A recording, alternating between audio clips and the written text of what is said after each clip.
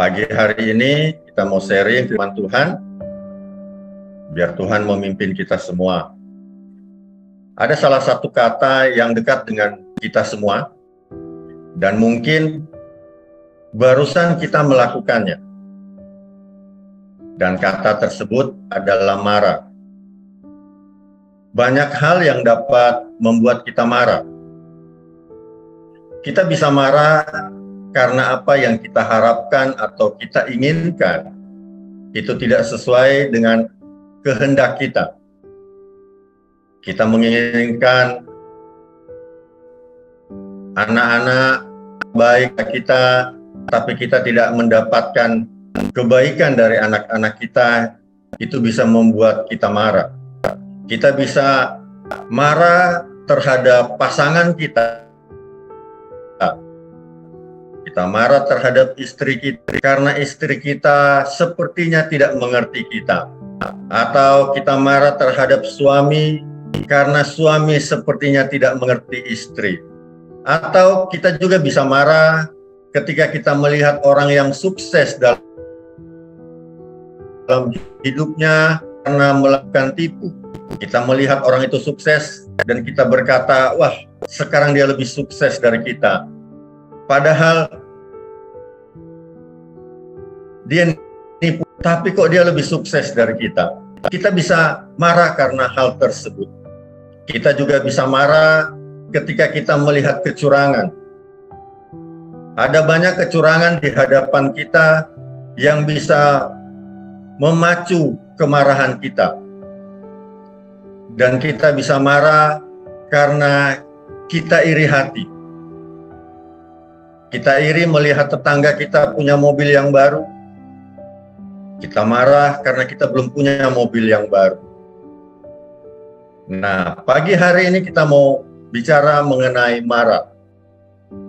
Mazmur 4 ayat yang kelima. Mazmur 4 ayat yang kelima, demikian firman Tuhan.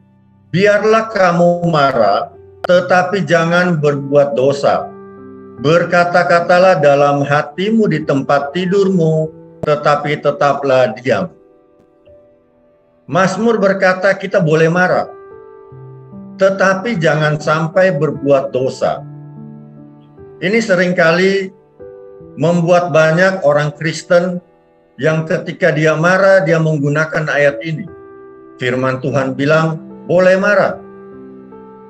Atau ada juga orang Kristen yang menggunakan firman ketika Tuhan Yesus mengusir orang yang berjualan di bait Allah, Tuhan Yesus marah.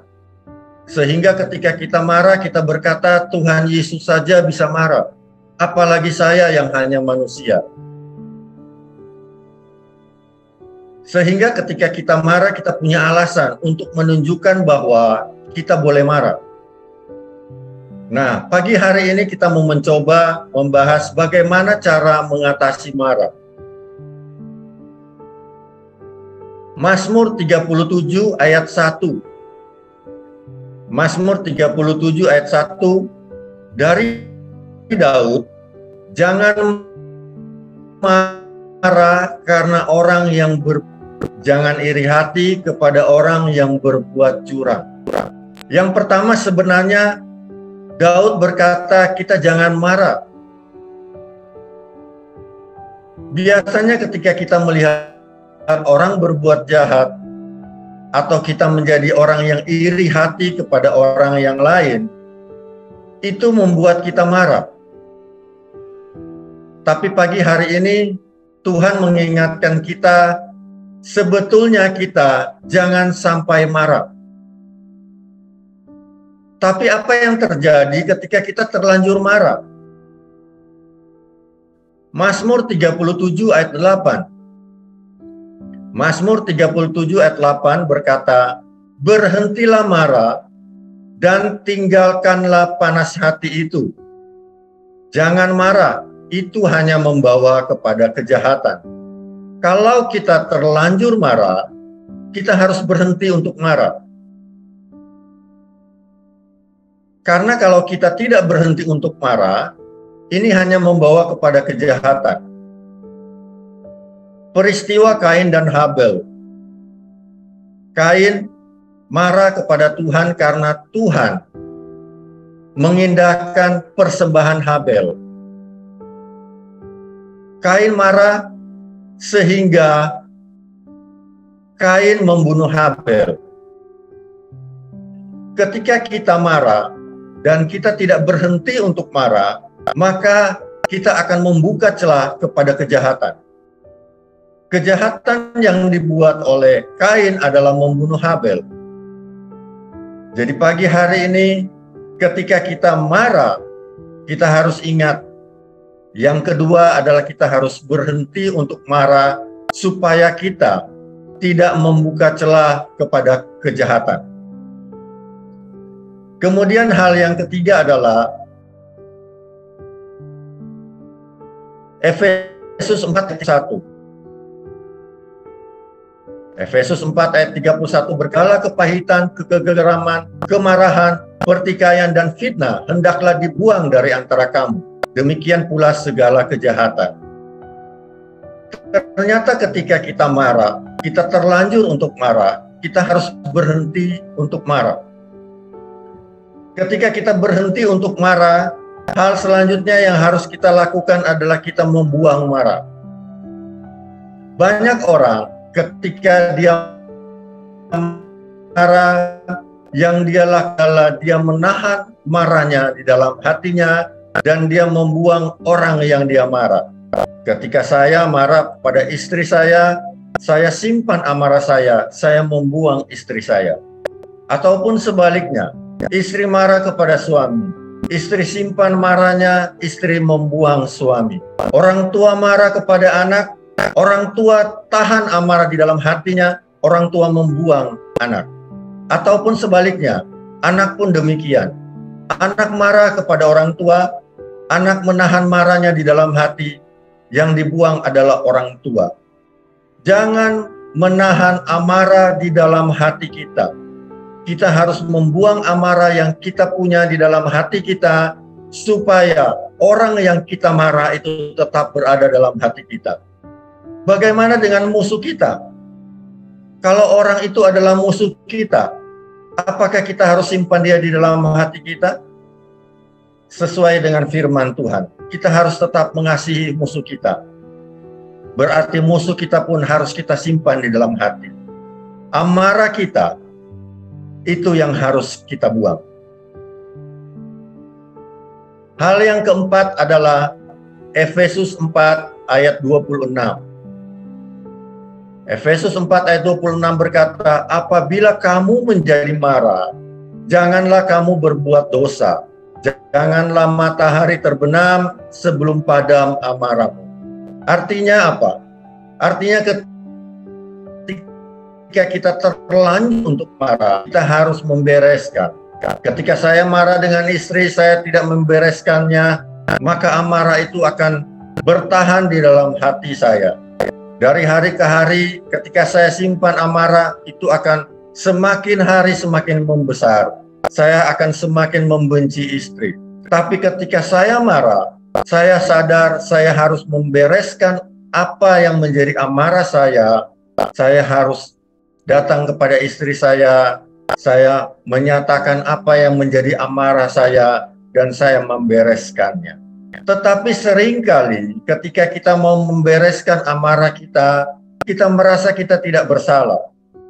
Sehingga ketika kita mau berkata kepada istri, mohon maafkan saya, kita berkatanya seperti ini, kalau kamu anggap saya salah, maafkan saya. Kalau kamu anggap saya salah, karena kita tidak merasa kita salah, sehingga kita mengucapkan kata-kata itu.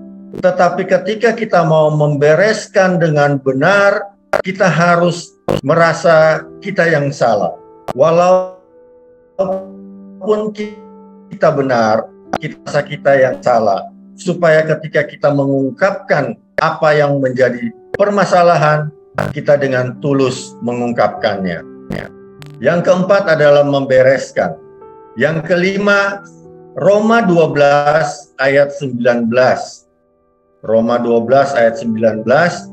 Saudara-saudaraku yang kekasih, janganlah kamu sendiri menuntut pembalasan, tetapi berilah tempat kepada murka Allah. Sebab ada tertulis, pembalasan itu adalah hakku. Akulah yang akan menuntut pembalasan, dan firman Tuhan. Yang kelima adalah kita harus ingat, masih ada Tuhan. Ketika kita marah, seringkali kita melakukan gosip juga.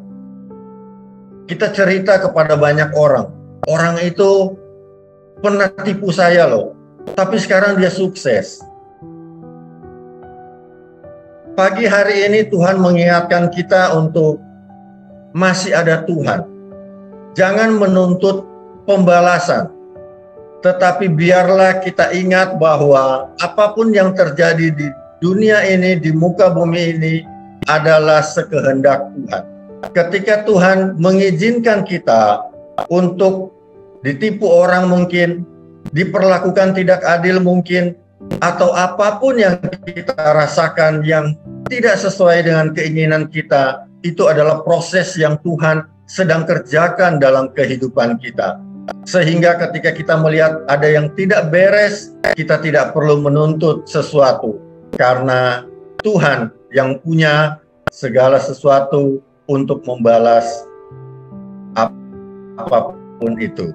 Yang keenam adalah Matius 18. Matius 18 ayat 21 sampai 22. Kemudian datanglah Petrus dan berkata kepada Yesus, "Tuhan, sampai berapa kali aku harus mengampuni saudaraku jika ia berbuat dosa terhadap aku? Sampai 7 kali?" Yesus berkata kepadanya, "Bukan, aku berkata kepadamu, bukan sampai 7 kali, melainkan sampai 70 kali 7 kali." Hal yang keenam adalah mengampuni. Ketika ada yang bersalah kepada kita, ketika ada yang tidak sesuai dengan keinginan kita, padahal apa yang kita lakukan sudah benar, yang harus kita lakukan adalah mengampuni.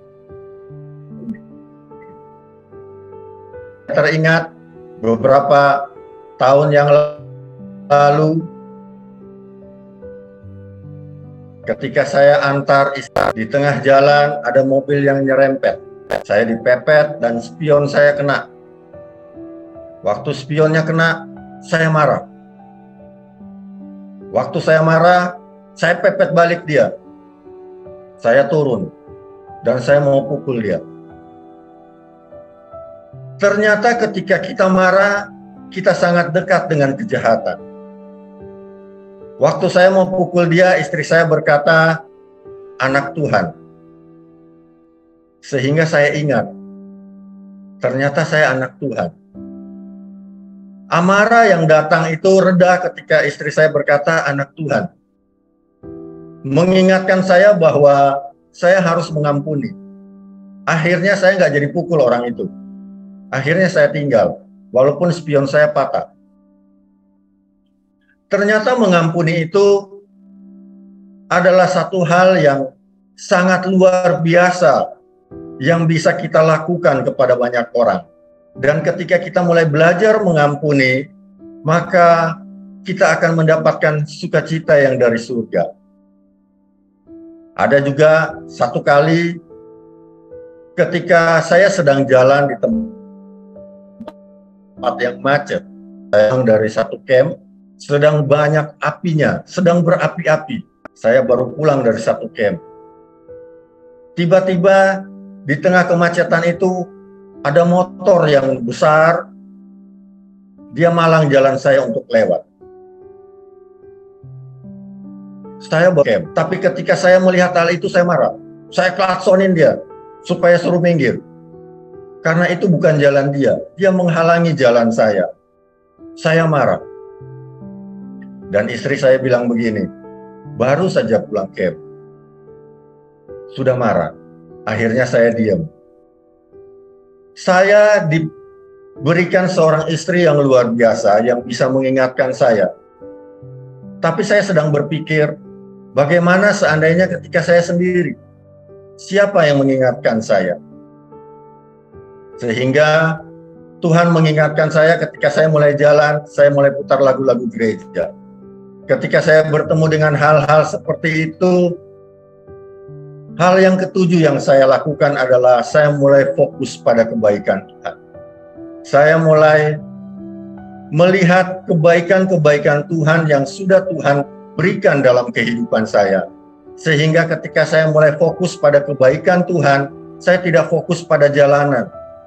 Jalanan yang macet yang membuat saya dipepet oleh orang. Jalanan yang macet yang seharusnya saya bisa lewat. Tapi karena motor menghalangi saya nggak bisa lewat, saya nggak fokus lagi kepada hal-hal yang demikian. Tetapi saya mulai fokus kepada semua kebaikan-kebaikan Tuhan dalam kehidupan saya.